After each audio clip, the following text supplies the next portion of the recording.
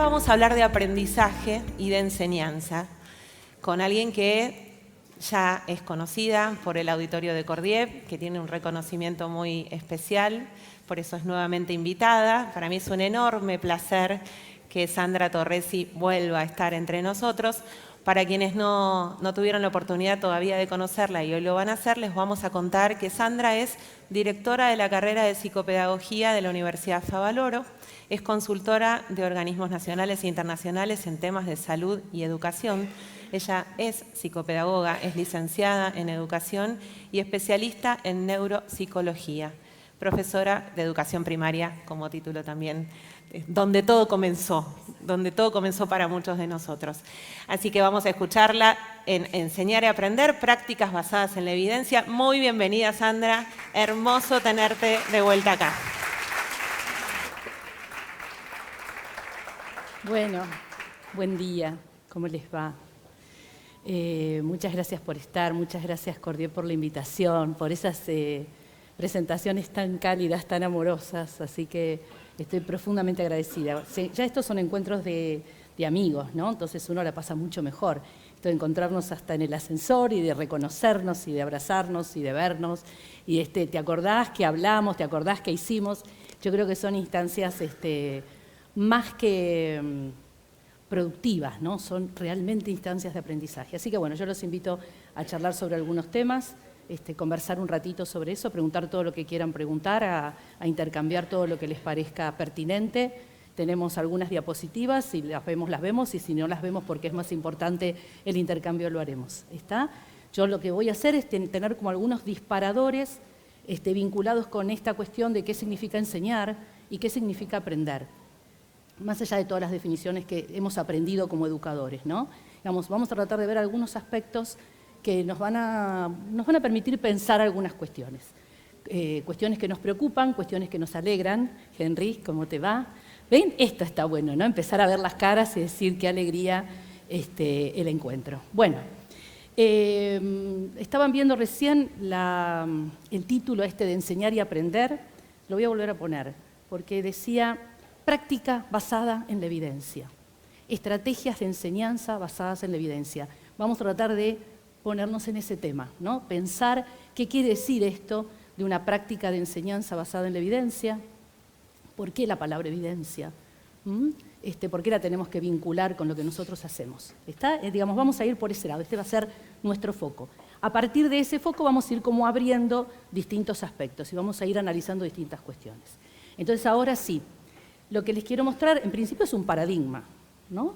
Es un paradigma debatido, un paradigma que a veces no se entiende claramente, pero les cuento que estamos hablando de ciencia. Cuando hablamos de neurociencia educacional, es una forma de hablar de la neurociencia y un aspecto de la neurociencia que es la neurociencia cognitiva, aquella que nos permite entender cuáles son los procesos que subyacen al aprendizaje.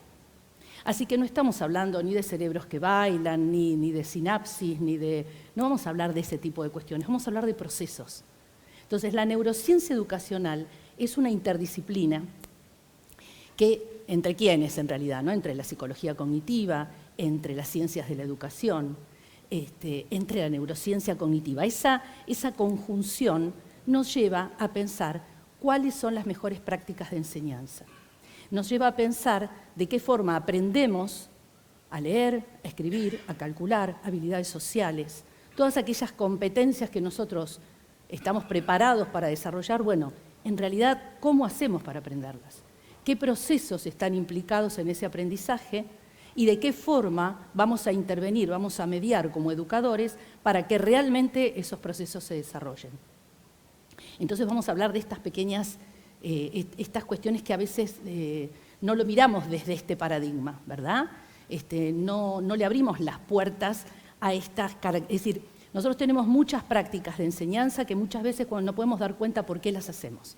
Nos preguntamos por qué tomamos un dictado de números a nuestros estudiantes. ¿Por qué tomamos un dictado de números? Por ejemplo, educación primaria, frecuentemente lo hacemos, ¿no? ¿No le tomamos números, no hacemos dictados de números, no dictamos números frecuentemente en el colegio? Sí, ¿verdad? Creo que es el primer ejercicio de la mayor parte de las evaluaciones de matemática de los más chiquitos. dictado de números, de 2 cifras, de 3 cifras, de 4 cifras. Ahora, ¿qué proceso subyace? ¿Qué proceso un nene va a poner en juego para poder escuchar ese número y escribirlo en arábigos? Son formatos distintos, son representaciones distintas. Entonces, en realidad, su mente, sus procesos, tienen que hacer una transformación muy difícil, que es pasar de ese número hablado, ¿no? de ese formato verbal, supongamos 453, ¿verdad? Es un formato que en realidad es aditivo, yo digo 453, sin embargo ese nene no puede escribir 453, digamos como descomposición, tiene que escribirlo en forma posicional, es decir, que tiene que pasar a otra representación, a una representación en arábigos, que tiene un determinado formato, que no es aditivo. Entonces, ese proceso de una práctica tan frecuente en la escuela, nosotros como educadores tenemos que conocerlo para poder intervenir en consecuencia y poder mediar adecuadamente y darnos cuenta cuando tal vez algún nene chiquito escribe 40053. No pensar que es un error porque no aprendió números de 3 cifras, sino entender que es parte del proceso de desarrollo, que probablemente ese proceso que se llama transcodificación, es decir, de un código al otro, todavía no lo tiene claro, no está consolidado. Es decir, que tendré que trabajar explícitamente para que desarrolle esa habilidad. ¿Sí? Entonces, esto es la neurociencia educacional. Poder hacer una buena traducción no es trasladar la ciencia, la investigación, no es trasladarlo exactamente y transferirlo al mundo nuestro de las escuelas, sea del nivel que sea, sino nosotros tenemos que mediar, poder hacer esa traducción para realmente poder llevar esos saberes, esos conocimientos, esa información, esa evidencia que nos da la ciencia, transformarla y llevarla adecuadamente a una estrategia de enseñanza, a una práctica educativa y una buena práctica educativa. Aquella que en realidad, cuando hablamos de una buena práctica, estamos hablando de ¿qué? De que un chico aprenda. Nosotros tenemos que pensar que tenemos muchas dificultades con nuestros aprendizajes, lo tenemos clarísimo. Tenemos dificultades en lectura, tenemos dificultades en escritura comunicativa, tenemos dificultades para comprender un texto, para resolver un problema de matemática, para resolver situaciones sociales. Es decir, tenemos muchos focos, por eso digo que es tan importante trabajar desde este lugar, como paradigma. ¿Estamos? Entonces vamos a avanzar de esa manera. ¿Por qué decimos que necesitamos fundamentar la práctica, las estrategias de enseñanza, los recursos que utilizamos, las formas que tenemos de mediar? Porque en realidad tenemos dos opciones. O vamos hacia lo que es la evidencia, lo que nos cuenta la ciencia acerca de cómo un niño aprende, cómo un adolescente, cómo un adulto aprende, ¿sí? O nos basamos en esa evidencia o seguimos pensando que porque lo hemos hecho siempre de esta manera, porque estamos acostumbrados, porque a su vez nos enseñaron así. Es decir, que son esta repetición de acciones que tienen que ver con la tradición de decir, bueno, siempre vamos a tomar el primer ejercicio de toda evaluación de la República Argentina de matemática de primer grado va a ser dictado de números. Ahora, ¿por qué lo tomamos? El dictado de números no lo tenemos tan claro. Ahora, si yo les cuento, miren que lo que va a hacer un nene es este proceso, como recién lo nombré, transcodificación numérica, nosotros vamos a saber qué vamos a evaluar, vamos a poder hacer una rúbrica y darnos cuenta cómo transcodifica. Números de una cifra, de 2 cifras, de 3 cifras. ¿Qué pasa si yo le dicto un número donde todas las posiciones están completas, que no es lo mismo que dictarle 409, a dictarle 453? Es probable que 453 lo escriba bien, pero no 409. Si yo le dicto 1.006.000 a un estudiante más grande, es muy probable que se equivoque. Y nosotros ni cuenta nos damos que ese proceso de transcodificación no está indemne y necesitamos que esté indemne. Después le hacemos escribir en palabras o escribir en letras los números, ¿verdad? Otro proceso de transcodificación. A esto voy. Tomé ese ejemplo, podemos tomar muchísimos más. Entonces, ¿de dónde estoy? ¿Por qué yo estoy hablando de estos procesos? Tengo la evidencia científica, es decir, se estudian específicamente las características y la fluidez que va adquiriendo un niño en este proceso de transcodificación. Tomamos un proceso, imagínense la cantidad que deberíamos poder analizar, tener la suficiente soltura para poder analizar. Entonces, ¿cuál es la propuesta? Esta enseñanza basada en la evidencia o la práctica basada en la evidencia científica. La conocemos frecuentemente con esa sigla que ustedes están viendo y en realidad lo que tenemos siempre en cuenta es esto, ¿no? Por un lado, la experiencia del profesor, que es fundamental, digamos, los saberes disciplinares más los saberes pedagógicos con los que cuenta, que ese también es un aspecto que nosotros tenemos que reflexionar, sobre el cual tenemos que reflexionar y sobre el cual tenemos que pensar mucho, ¿no? ¿Cuánto, por ejemplo, sigamos con el tema de matemática, cuánto sabemos de la disciplina?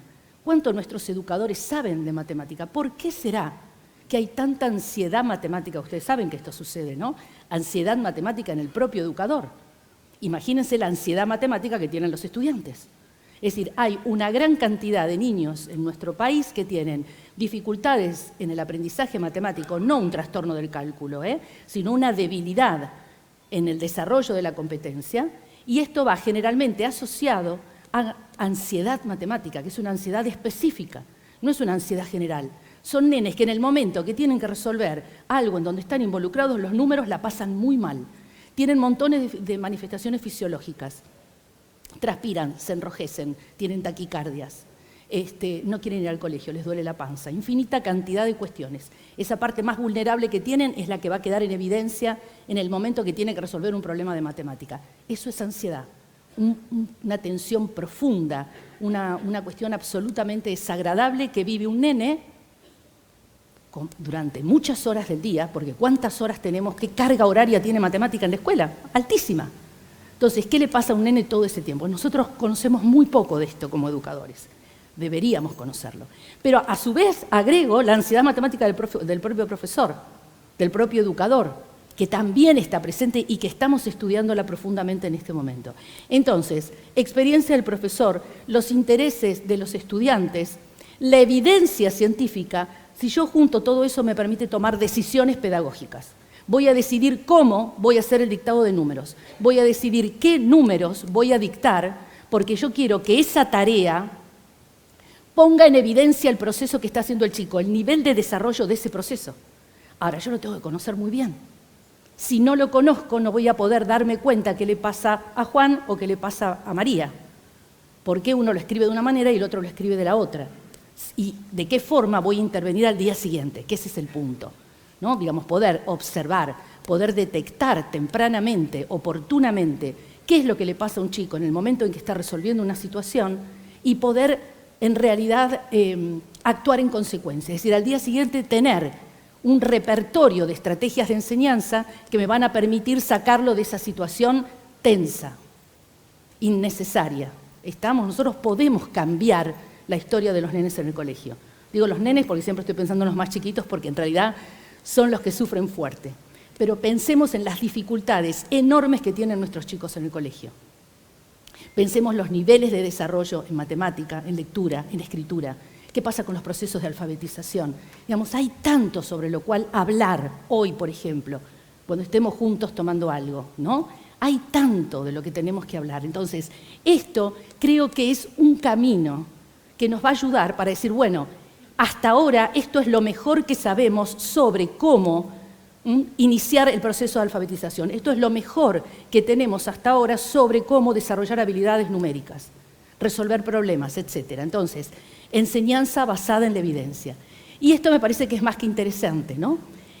Los franceses han generado, dentro del Ministerio de Educación, este consejo, que en realidad a la cabeza de este consejo está Stanislas Dehaene, que es un neurocientífico de primera línea. Entonces hablan de investigación traslacional en educación, ¿no? Esta investigación traslacional, ¿qué objetivo tiene? Justamente esto, integrar teoría y práctica, cuando hablamos de teoría, hablamos de toda la teoría que viene de las neurociencias, la teoría de las propias ciencias de la educación, la teoría de la psicología cognitiva, digamos, todas las teorías que están de una u otra manera vinculadas con el desarrollo, vinculadas con el aprendizaje, ¿estamos? Y vinculadas en definitiva con la enseñanza, ¿verdad? Pero fíjense en esto, ¿cuáles son los objetivos que tienen?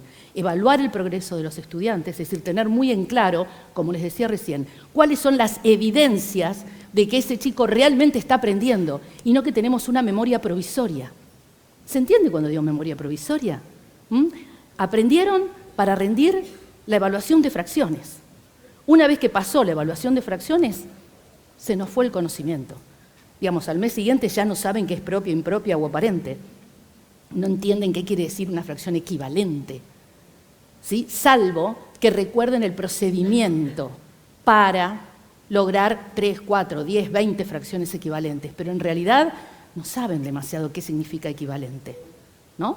Entonces, el punto es este: evaluar el progreso de los estudiantes, investigar y fundamentalmente entrenar al profesorado. Este es un objetivo claro, tenemos que cambiar nuestra formación, tenemos que hacerla mucho más sólida, basada en la evidencia científica. Digamos, que nosotros sepamos por qué alfabetizamos como alfabetizamos, por qué desarrollamos habilidades numéricas de la forma que lo hacemos, qué recursos vamos a utilizar, qué estrategias. Es decir, a mí me gusta este concepto, ¿no? Hablar de la alfabetización científica de los educadores. Por ejemplo, en matemática, siempre hablo de matemática, ¿no? En definitiva, hay como una tendencia. Los chicos se alfabetizan matemáticamente. Todos sabemos como educadores qué significa la alfabetización matemática, ¿no? Porque es un concepto vinculado a ciencias de la educación. Desde la neurociencia que decimos, bueno, yo necesito que a su vez el educador tenga alfabetización científica, que tiene que ver con todo esto que les estoy diciendo. Y tenemos que investigar. Digamos, cada institución educativa es un laboratorio. Ustedes piensen que tienen una población ahí, sus estudiantes, sus grupos, el maestro, los supervisores, los directivos, el equipo de gestión, el equipo de orientación, todos tienen a los nenes ahí, tienen a los adolescentes ahí. Es decir, que perfectamente podríamos saber qué estrategias son efectivas, qué estrategias realmente promueven el aprendizaje y cuáles no, cuáles es más de lo mismo, y en realidad es una cuestión que la hacemos porque la hemos hecho toda la vida. Porque siempre lo hemos hecho así, porque nos enseñaron a su vez a ser maestros de esa manera. Esto es como una especie de revolución en la formación docente, ¿no? Pero realmente confío tanto, porque inclusive viéndolo desde el aspecto de salud, desde el área de salud, es decir, intervenir desde la psicopedagogía, entendiendo cuáles son los procesos, ha cambiado la psicopedagogía, claramente, ¿sí? Entonces tiene que cambiar también el ámbito educativo. La investigación translacional que proponen los franceses tiene que ver con esto, ¿no? Ustedes lo pueden leer ahí. Orientar la identificación de necesidades de los estudiantes, lo que vimos recién en uno de los círculos. Ayudar al profesorado para poder personalizar la enseñanza, entender claramente qué le pasa a Juan y qué le pasa a Pedro. Guiar la evaluación de prácticas de enseñanza. Cuidado que la práctica de enseñanza se evalúa, porque yo tengo que ver si es efectiva. Si no, no me sirve. Ahora, si yo no comparo un grupo con una determinada estrategia y un grupo con otra estrategia, ¿quién aprendió más? Si yo no tengo esa comparación en mi propia escuela, no puedo saber si es efectiva. No puedo decir, y bueno, sí, me dijeron que está bueno, o qué linda esta actividad, o qué interesante esto, lo voy a hacer. Tenemos que realmente tener la evidencia de que nuestros chicos están aprendiendo mucho más. Y esto, evitar la generalización de enfoques que no han sido probados. Somos presa fácil de todos esos enfoques que en realidad nos parecen innovadores, nos parecen como que estamos en la cresta de la ola de la educación, nos sentimos muy de avanzada, pero que en realidad no tienen ningún tipo de sustento, no tenemos evidencia. Entonces ellos lo primero que dicen, cuidado con eso. Y vamos a ver un poquitito de estas cuestiones. Algunos lo llaman neuromitos, la verdad a mí el prefijo neuro me cansó un poquito, entonces puse otras palabras, ¿no? Porque creo que esto han escuchado bastante. Pero siempre pensemos en esto que son distorsiones, se tergiversan algunos conceptos. No quiere decir que ex profeso se invente algo peligroso o que no promueve el aprendizaje, ¿no? Se tergiversa, queda incompleto, se simplifica, se reduce, porque es difícil leer, ¿no? Por eso digo que es tan importante el rol de aquellos que asumimos en la traducción, es decir, esto es lo duro que me dice la ciencia, tal vez, la investigación, bueno, esto cómo lo traslado al ámbito educativo, sin cometer errores de transposición didáctica. ¿Se acuerdan de Yevalat? ¿Sí? Bueno, sin cometer errores, es decir, de esa cosa dura, compleja, difícil, cuando yo la llevo a una práctica de enseñanza no tengo que cometer errores. Entonces yo tengo que juntar todo, lo traigo a Yevalat, traigo a los neurocientíficos y hago realmente una buena estrategia de enseñanza, que no es lo que pasa acá. Fíjense lo que dice ahí. Los conocimientos acerca de las bases cerebrales del aprendizaje que circulan en el campo educativo se componen de dos cuestiones. Por un lado, ciertas teorías científicas, pero lamentablemente de muchos errores y de muchas confusiones. E insisto, somos presa fácil, y caemos rápidamente en eso porque nos convencen fácilmente, ¿sí? Es muy amigable, suele ser muy amigable y nos encanta a veces llevarlo a las instituciones. En estas distorsiones y simplificaciones empezamos a tener números, ¿no?, que preocupan. Por ejemplo, en esta investigación que se hizo en el 2013, la falsa creencia más importante, la más prevalente entre el profesorado, fíjense que ahí trabajaron con un grupo muy importante de documentos, digamos, de artículos, en realidad la creencia más prevalente es la cuestión de los estilos de aprendizaje. Es decir, tenemos cantidad de instituciones educativas que, por supuesto, en la creencia de que están haciendo lo mejor como estrategia de enseñanza, hablan de los estilos de aprendizaje de sus estudiantes.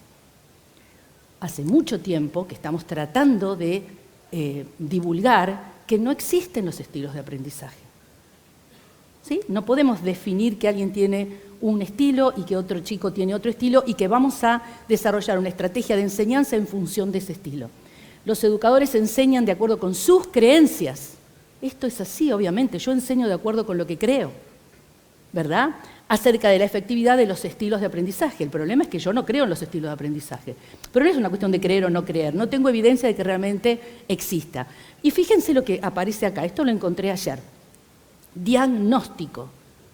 Diagnóstico. Esto es muy peligroso, ¿sí? Porque también hay simplificaciones y reduccionismos que no son peligrosos para nadie, ¿no? A veces, por ejemplo, cuando hablan del efecto Mozart, ¿se acuerdan cuando se hablaba del efecto Mozart? Que decían que si uno les hacía escuchar música clásica y especialmente unas piezas de Mozart, en realidad los chicos iban a estar serenos, que se trabajaba mucho mejor, etc. Bueno, eso es inocuo. Que lo escuche o no le escuche, no le va a pasar absolutamente nada, a nadie, ¿no? Ahora, el problema es cuando estamos acá, que decimos que vamos a hacer un diagnóstico de los estilos de aprendizaje de nuestros estudiantes. Y algo peor, fíjense, mis tips educativos. Esta cuestión del tip, ¿no?, de la clave, de la cosa así superficial. Te voy a dar un tip para que tus estudiantes aprendan. Es como un tip que le vamos a poner a algo que estamos preparando. No sé, estas son cuestiones peligrosas. Estamos hablando de desarrollo infantil. Estamos hablando de que el aprendizaje de nuestros nenes depende de nosotros como educadores. Los tenemos horas adentro de una escuela, no podemos hablar de tips. No podemos seguir hablando del clic. ¿Se acuerdan del clic? ¿Hizo el clic? No hizo el clic.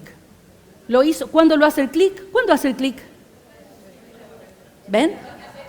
Después de vacaciones de invierno. Eso lo tenemos clarísimo. Claro, en algún momento el chico va a hacer el clic. Esta cuestión nos lleva a un enfoque de la espera.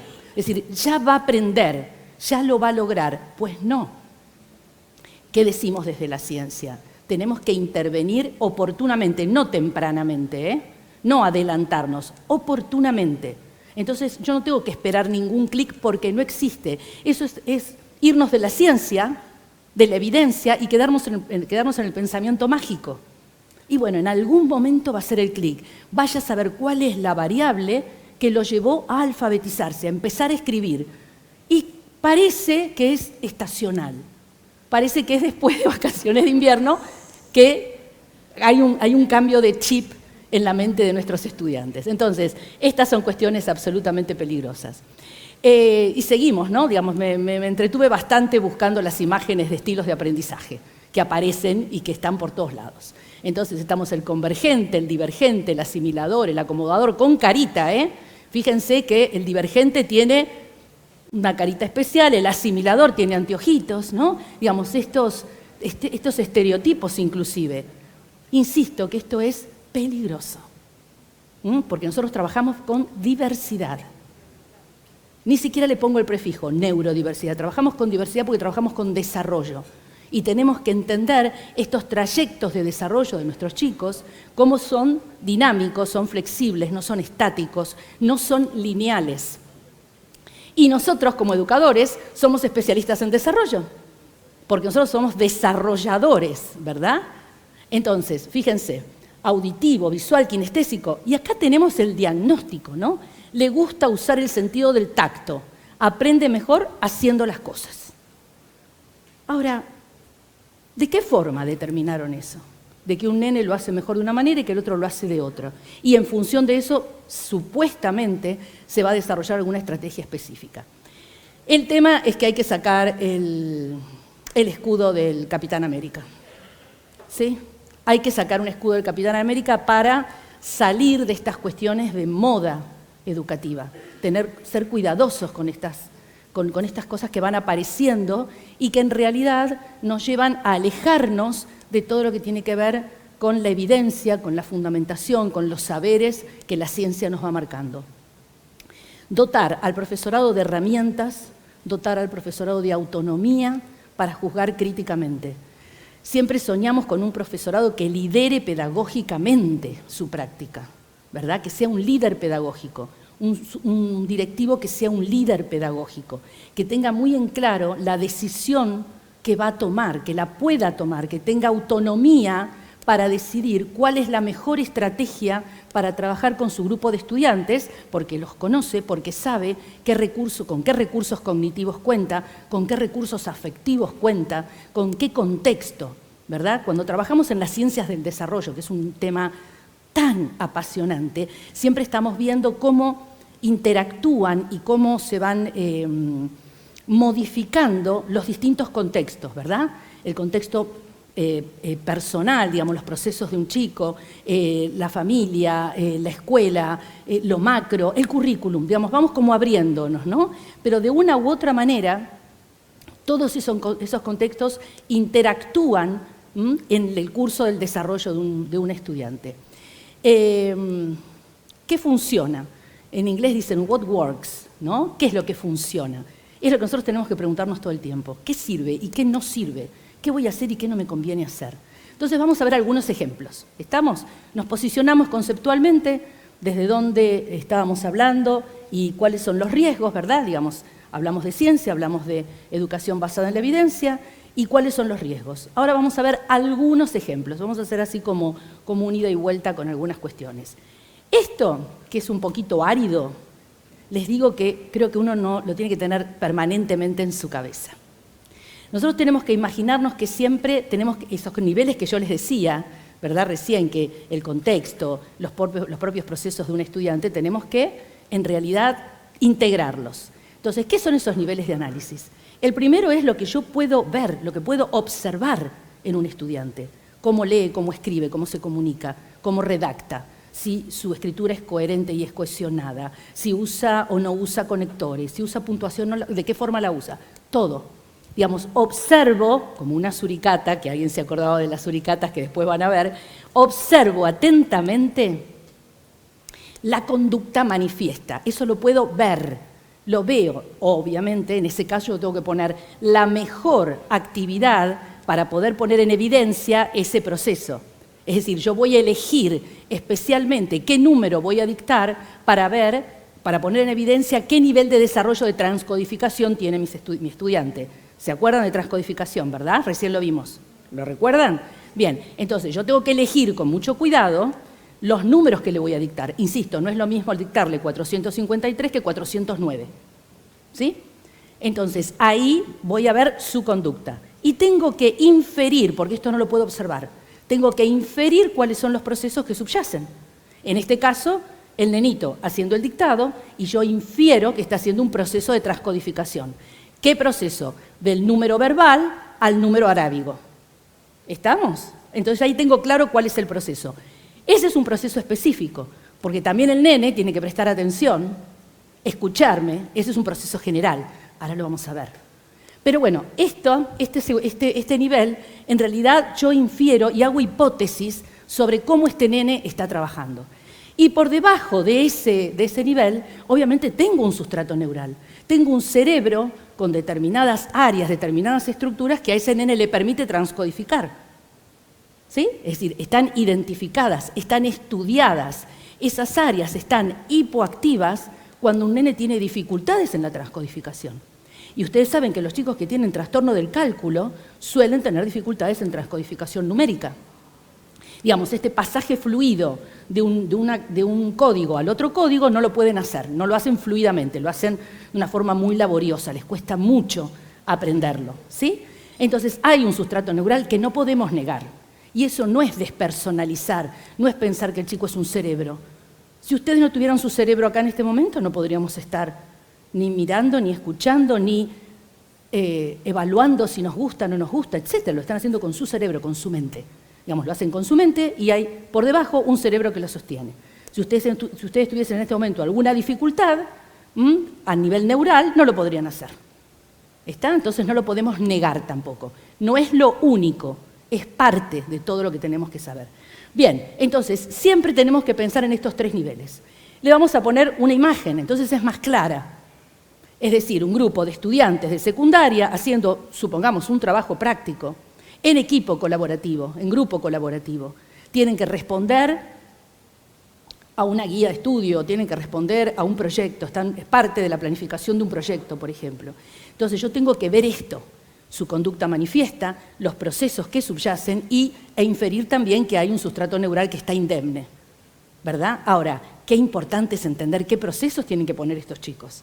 Porque nosotros desarrollamos aprendizaje basado en proyectos como estrategia innovadora, que es fantástica, pero para que un chico pueda realmente llevar adelante un proyecto, tiene que tener procesos cognitivos indemnes, por ejemplo, habilidades ejecutivas, planificar, organizar, trabajar en equipo. ¿La tienen?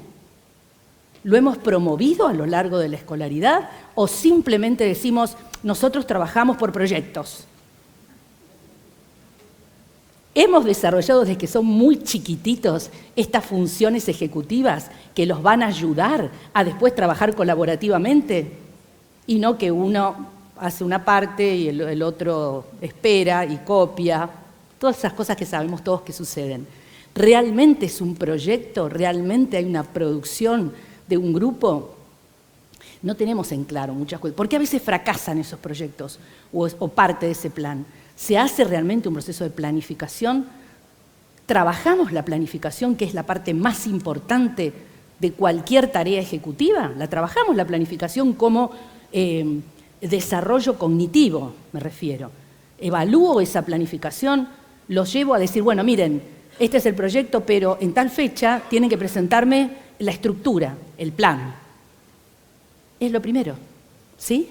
Esto tiene que ver con procesos de autorregulación, más que interesante, un gran tema también. Entonces, volviendo a esto, fíjense que tenemos esos procesos cognitivos que están en ese nivel intermedio, y esto me parece que es muy interesante entenderlo, que siempre nosotros vamos a observar, vamos a inferir procesos de tipo general que van a ser transversales a cualquier actividad que realice un chico. Entonces ahí tenemos la memoria, la atención, la velocidad de procesamiento, el nivel de desarrollo intelectual. Pero después vamos a tener procesos de dominio específico. Es decir, aquellos que supongamos que estamos haciendo un proceso de alfabetización, específicamente lo lingüístico, conciencia fonológica, velocidad de nominación, etc. Principio alfabético. Es decir, esto tiene que ir en paralelo. ¿Qué quiere decir? Que si yo estoy poniendo en juego estos 2 tipos de procesos, necesariamente como educador tengo que trabajar los 2 tipos de procesos, no solamente el proceso específico, la habilidad numérica, la capacidad de comparación, la operación, lo que sea, lo que tenga que ver específicamente con la habilidad. Tengo que trabajar también el proceso general, porque lo necesito. Nosotros en todo momento ponemos en juego los 2 tipos de procesos. Es decir, tengo que trabajar memoria, atención, funciones ejecutivas, ¿verdad? Para que realmente un chico pueda aprender. Insisto, todo lo que ustedes ven acá, todo tiene que ver con investigaciones que se realizan respecto de los dominios específicos y los dominios generales. Esto se trabaja mucho en lo que es aprendizaje de la lectura, de la escritura, del cálculo, de la resolución de problemas. ¿Qué hay de general y qué hay de específico? Nosotros, como educadores, no podemos desconocerlo. Nosotros tenemos que mutar totalmente nuestra formación, cambiar nuestra formación como educadores. Tenemos que ir a entender cuáles son los procesos. Y es como que se abre un mundo totalmente distinto y empezamos a trabajar desde otro lugar, basado en la evidencia. Es una práctica basada en la evidencia. ¿Estamos? Volvemos con nuestros chicos. Entonces, ¿por qué? Vamos como conceptualizando y cerrando. ¿Cuáles son los componentes cognitivos que son relevantes en el desarrollo de una competencia, la que sea? La lectura. Piensen en la competencia que ustedes quieran. ¿Por qué son relevantes? Tengo la fundamentación científica. Entonces yo voy por dos lugares. Por un lado, diseño la estrategia de enseñanza y por el otro lado, puedo hacer prevención. Es decir, puedo darme cuenta y puedo barrer así a mi grupo y decir, acá tengo una dificultad.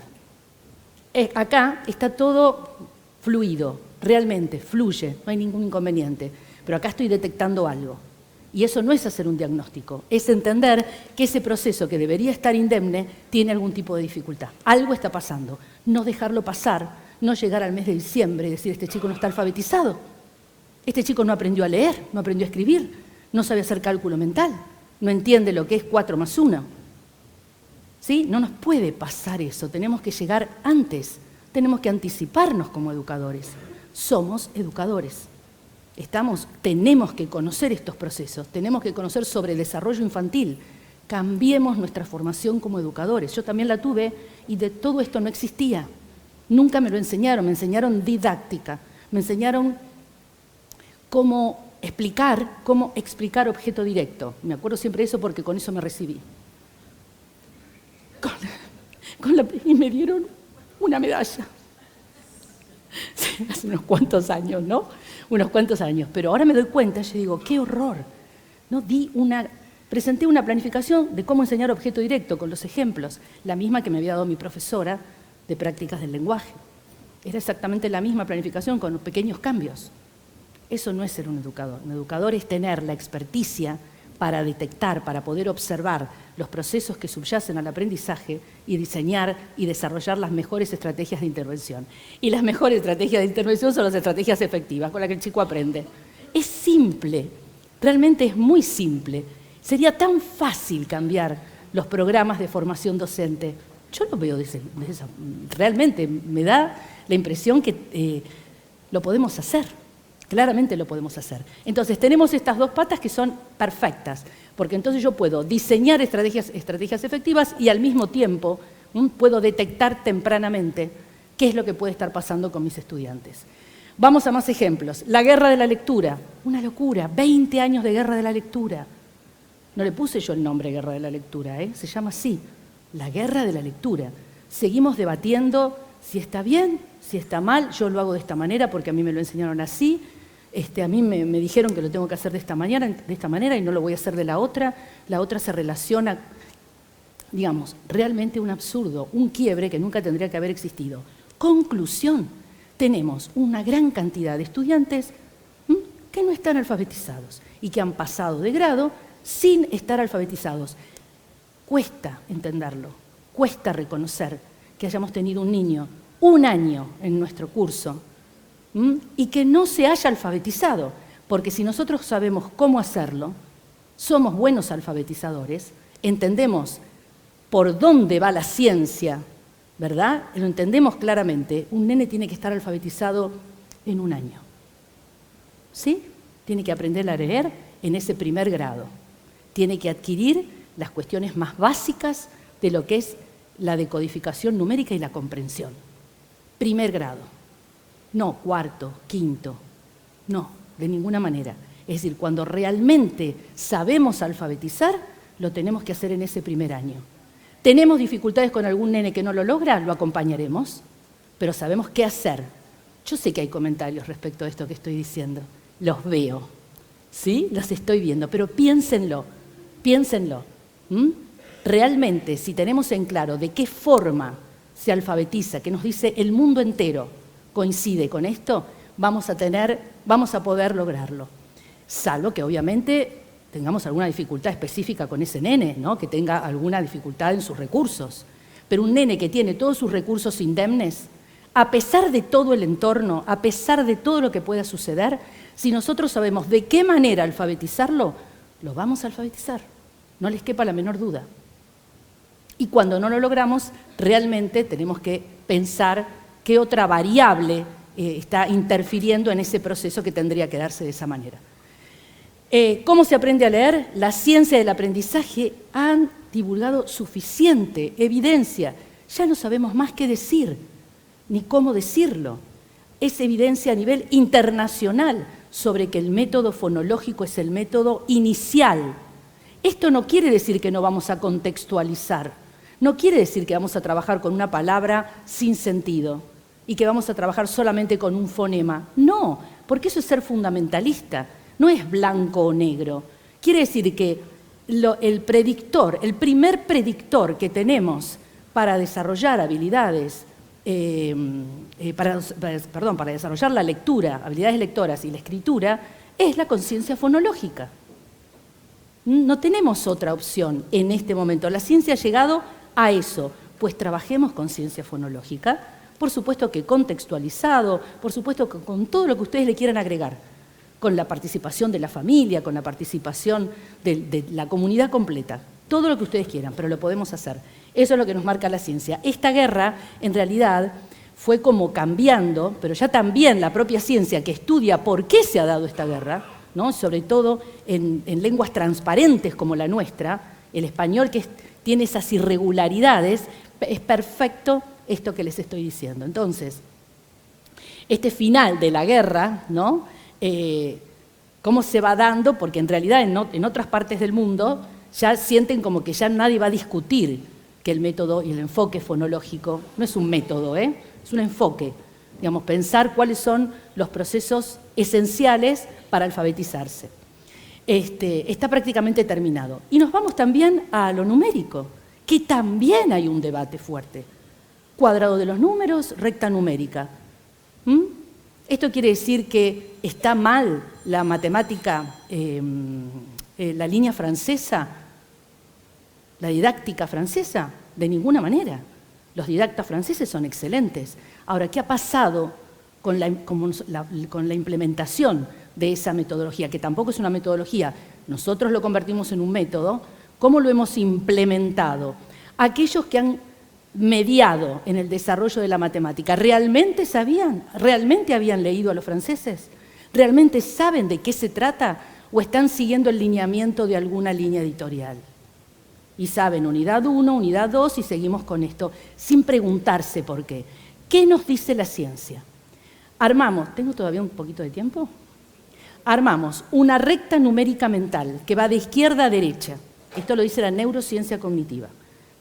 Ustedes saben que hay todo un movimiento muy fuerte vinculado con el desarrollo de lo numérico, porque nacemos con la predisposición para desarrollar habilidades numéricas.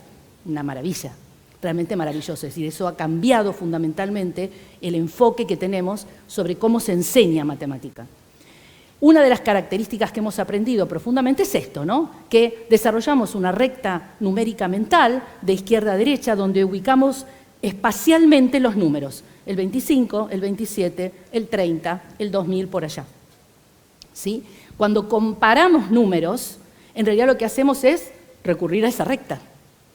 Entonces el 25 está más cerquita, el 27 está más lejos. Es más fácil comparar números muy alejados de la recta, por ejemplo 25 y 180, saber cuál es el mayor, cuál es el menor, que comparar los que están más próximos. Eso se llama efecto de distancia, ¿no? Es más fácil el uno y el otro a comparar, por ejemplo, 25 y 26 para un nene pequeñito. Esa comparación numérica, proceso cognitivo, vuelvo al triángulo, proceso cognitivo. Esa comparación numérica depende de una serie de un sustrato neural muy fuerte, que es el núcleo duro del aprendizaje matemático, el significado abstracto de los números. Es decir, recurro a eso para comparar. Si no puedo comparar es porque algo me está pasando por ahí. Entonces sé qué es lo que le puede estar pasando a ese nene. En definitiva, armamos una recta numérica mental, ¿verdad? Esto me lo dice la ciencia. Ahora, nosotros inventamos un cuadrado de números. ¿Con una función? Sí, entender las regularidades del sistema de numeración. Por eso trabajamos con columnas y trabajamos con filas, ¿verdad? Más 10, menos 10, más 1, menos 1. ¿Estamos de acuerdo? ¿Para entender las regularidades sirve? Pues sí, la recta también sirve para entender las regularidades, pero pongamos que lo usamos para eso. Pero el problema es que cuando yo tengo un nene muy chiquito, empezamos con estos dibujos tan bonitos de numeromanía, donde este cuadrado empieza con el 0 y el nene está haciendo un conteo. y que cuando llega al 9, el que sigue, que de acuerdo con esa recta imaginaria viene después, lo tiene que buscar abajo y a la izquierda.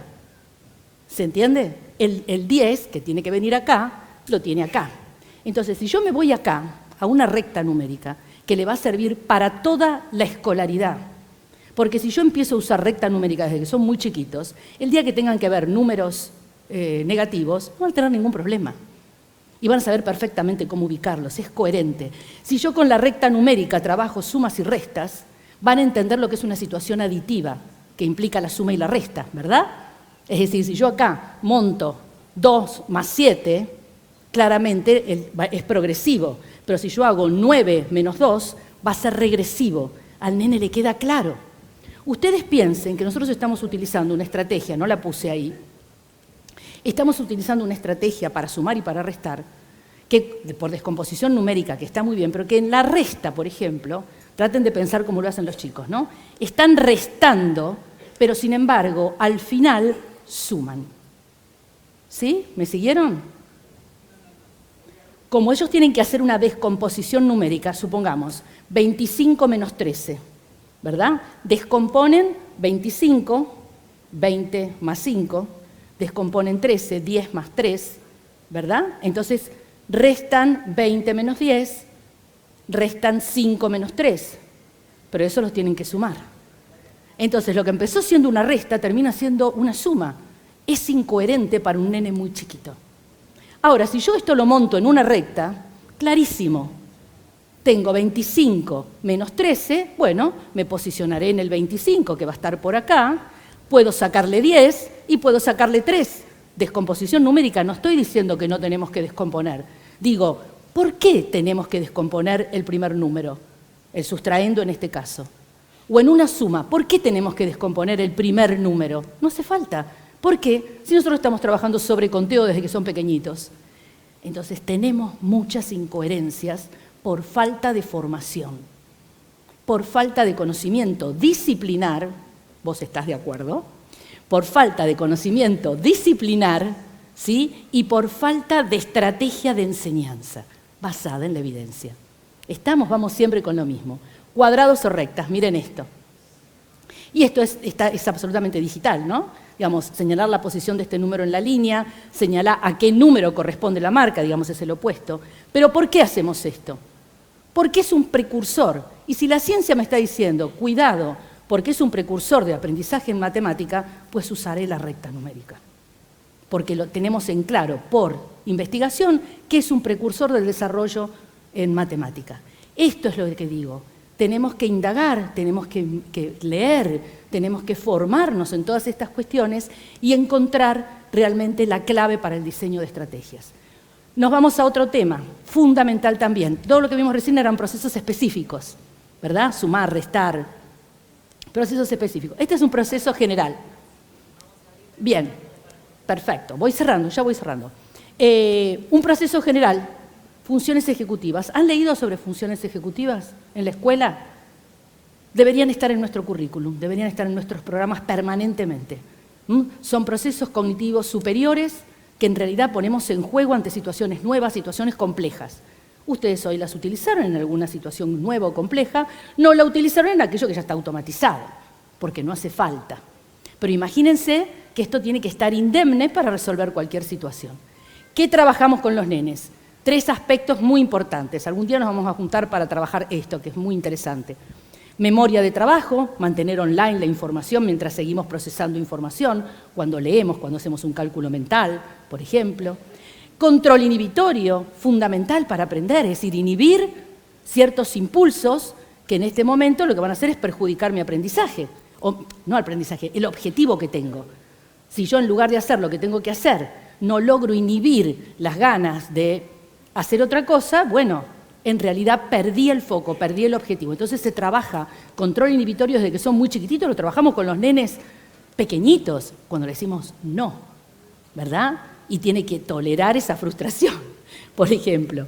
Y la flexibilidad cognitiva, que los autores dicen que en realidad es como la conjunción, digamos, para que esta flexibilidad que nos permite a nosotros alternar estrategias, ver las cosas desde otro punto de vista, se dé, necesitamos las dos anteriores. Pero estas tres dimensiones, que son predictores de desempeño, también como procesos generales, esto está implicado en esto que le pedimos todos los días a los chicos y que se lo pedimos a los adolescentes especialmente. Ahora, si yo no trabajé el material, el insumo, ¿cómo un nene va a planificar? No nacen sabiendo planificar. No es innata la planificación. Esto se va desarrollando y tenemos que mediar. Planificar, tomar decisiones, resolver problemas, ¿verdad? Son todos procesos de altísimo nivel cognitivo, pero que necesitan ese insumo, procesos generales que nosotros tenemos que estudiar como profesores y llevarlos en forma transversal, porque no hay una clase de funciones ejecutivas, se trabaja transversalmente a través de distintas actividades. Por ejemplo, práctica basada en evidencia, necesitamos, perdón, no quise decir práctica basada, quise decir aprendizaje basado en proyectos. Necesitamos funciones ejecutivas. Esto es una imagen de un colegio de Bolívar, un colegio técnico, donde tuvieron que resolver una situación que era, necesitaban armar cargadores solares, tuvieron el apoyo municipal y después esos cargadores terminaron en la plaza de Bolívar. Esto es un proyecto de trabajo, esto hay que planificar, hay que organizarse, hay que poner en juego funciones ejecutivas, ¿no? Esto es un ejemplo de aprendizaje basado en proyectos, en realidad. ¿Qué es lo que nos pasa, de acuerdo con la investigación? Se desarrolla a través de tareas específicas, auténticas, en forma transversal, pero tenemos la certeza que mejora interés y motivación. Es decir, tanto que hablamos del interés y de la motivación, bueno, vayamos por este tipo de cuestiones. ¿Ven? Y acá tenemos estudiantes que desarrollaron un cargador para celulares con paneles solares. Es un trabajo muy interesante porque aparte tiene una cuestión comunitaria de por medio. Bien, vamos pasando un poquitito. Podemos seguir hablando de muchos ejemplos. Aula invertida también es efectiva, no es efectiva. Tenemos datos de que realmente es efectivo en niveles superiores, no es tan efectivo con los más chicos. Esto lo tenemos que saber. Esta aula invertida que en realidad tiene mucho que ver con lo que hacíamos hace muchísimos años, ¿no? Cuando nos decían que teníamos que estudiar para ir. Y acá terminamos con esto.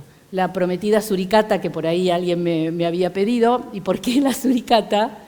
Tiene que ver con nuestros amigos de Chaco, que hubo todo un episodio con esta suricata que ahora les voy a contar. Y ella es una perfecta observadora de procesos cognitivos, no de procesos cognitivos, observadora del entorno. ¿Sí? ¿Por qué? Por una cuestión adaptativa.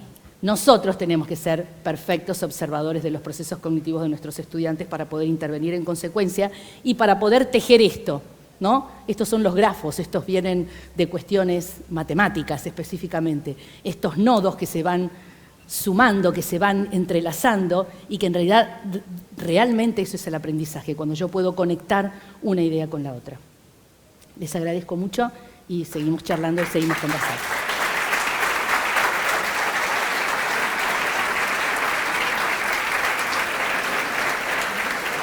Gracias. Bueno, con Sandra siempre es así, ¿no? Nos queda corto el tiempo. Sandra prepara unos power fabulosos que de hecho se quedó hasta muy tarde anoche al terminarlo y siempre siente que no le va a alcanzar el tiempo y no le alcanza, efectivamente. Es como para 2, 3 veces, ¿no? Sabemos que empezaron a pasar espontáneamente preguntas, porque por atrás mío pasaban y por el costado también. Así que si les parece, hacemos 5 minutos, 3, 4 preguntas y podemos como darle un cierre a este momento. Gracias, Sandra. La verdad que es súper interesante todo lo que planteaste. Pero a mí me queda un poco como picando esto. ¿Qué pasa con el entorno sociocultural, el económico, también en estos procesos que vos nos estás diciendo, nos estuviste contando? Siempre va a tener impacto, sin lugar a dudas. Por eso yo te decía que nosotros cuando miramos este modelo integral, este análisis de niveles en forma integral, tenemos que tener en cuenta los contextos. Vos nos comentabas que en un año el chico se alfabetiza. Sí. Pero no es lo habitual. No. Y muchas veces, casi la mayoría de las veces, tiene que ver el entorno sociocultural y económico. En parte. Por supuesto que son muchas las variables. Si un nene no va al colegio, no tengo la posibilidad de intervenir. ¿Sí? Sí. Si va una vez por semana, no tengo la posibilidad de lograrlo. Quiero decir, a ver, a veces yo digo las cosas visceralmente, ¿no? Yo digo, en condiciones medianamente aceptables, y como digo siempre, con un papel y un lápiz, podemos alfabetizar a un chico en el primer año. Insisto, por supuesto que si hay una situación de altísima vulnerabilidad, de falta de realmente de acceso a la escuela, sin lugar a dudas que esto va a ser muy difícil, que sabemos que hay maestros que no pueden hacer nada porque el nene va de vez en cuando. Entonces, por supuesto que en este caso no se podría. Pero un nene que está todos los días en el colegio, que está todas las mañanas, que son muchas horas, ¿sí? Con su maestro, a pesar de muchas variables, porque es como que uno anida en ese momento, uno está en ese espacio, es esa cuestión triangular, ¿no? Entre un saber, un estudiante y un maestro, es ese triángulo perfecto que se da, que insisto, con un papel y un lápiz lo alfabetizás. En la medida que trabajes con procesos cognitivos. ¿Estamos? Que sepas que tenés que, en realidad, desarrollar esta conciencia fonológica, que es lo que le va a permitir, junto con el principio alfabético, esto de reconocer el sonido, digamos, reconocer que para el sonido le corresponde este símbolo, ¿verdad? Este grafema. Entonces es conciencia fonológica más principio alfabético, son las dos variables que en realidad son los predictores de desempeño de habilidades de lectura. Otra pregunta por acá. Hola, buen día. Buen día. Te escuchaba, me encantaba escucharte, pero me preguntaba constantemente con qué docentes y en qué tiempos. Sí. ¿Cómo te imaginás? Porque esto implicaría una reconversión de la formación docente, otra posición del docente en el aula, un docente más investigador de su propia acción. Bueno, no sé, tendríamos que pensar un plan. Quizás es una reflexión, quizás vos ya lo pensaste. Sí, tiene un poco de todo lo que vos dijiste, pero no es una utopía, esto te quiero decir, no es utópico. Yo trabajo en formación docente, ¿sí? Y creo profundamente que podemos hacerlo. Por supuesto que es una reconversión, no te quepa duda que es una reconversión. Me lo imagino Es acá un 5 años profesional. y empezamos a formar diferente, pero Sí. mientras tanto... En el mientras tanto, mientras tanto, mi propuesta siempre es trabajemos en el campo, trabajemos en chiquito, no vayamos a lo macro. Es en cada escuela, en cada aula, es la decisión, es la disponibilidad de un docente para trabajar desde este lugar. Es eso. Es un cambio de posición maravilloso lo que vos proponés. Totalmente, Otro pero no docente. es utópico. Lo que te quiero decir, no tenemos la oportunidad de hacerlo, pero yo te puedo mostrar los testimonios de los nenes, claramente.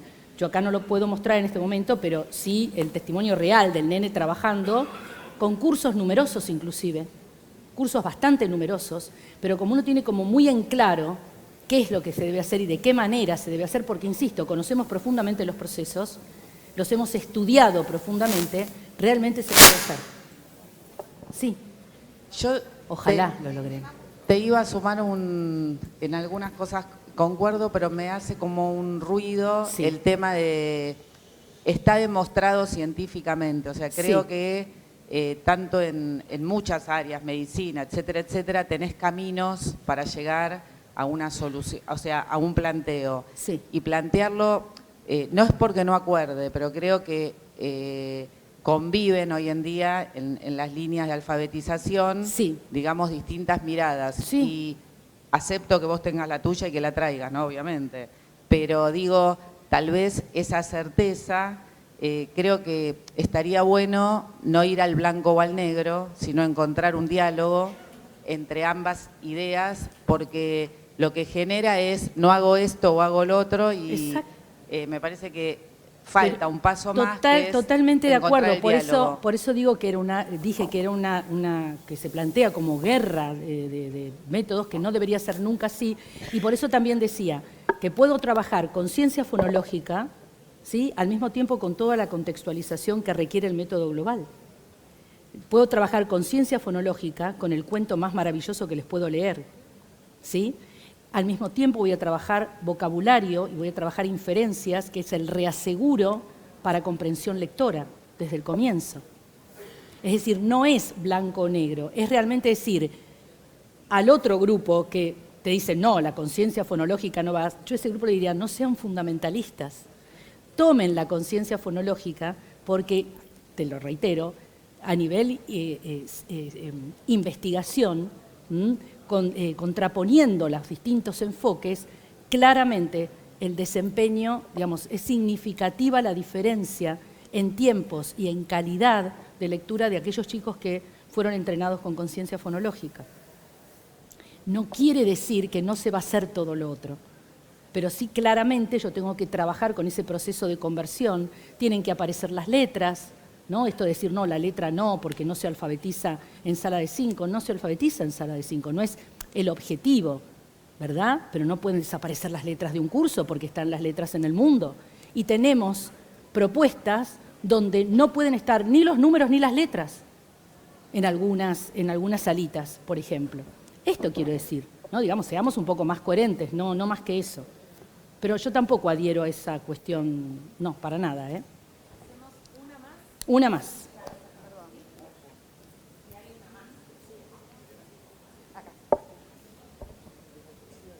Sandra, por ahí lo que me inquieta es, la investigación y la evidencia es cara, requiere de inversión.